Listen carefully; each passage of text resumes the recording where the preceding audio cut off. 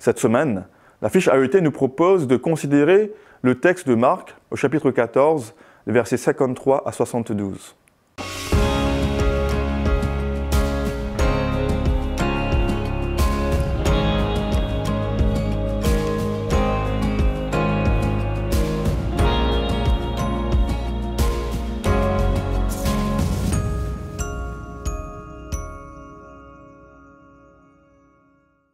Le chapitre 14 introduit le récit de la passion du Christ. Fidèle à son style, Marc va vite. Il entasse différentes scènes en donnant de brefs aperçus. Se suivent les scènes de la préparation et de la célébration du repas pascal, de l'annonce de la mort de Jésus et de sa trahison par un des disciples, de l'annonce du reniement de Pierre, de la nuit dans le jardin de Gethsémani et de l'arrestation de Jésus par une foule menée par Judas. Les récits du premier jugement de Jésus et du reniement de Pierre ne dérogent pas à la norme.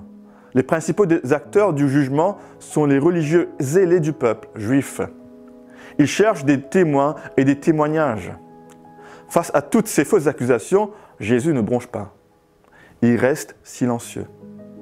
Mais lorsqu'il répond finalement à une question sur son lien à Dieu, il est tout de suite accusé.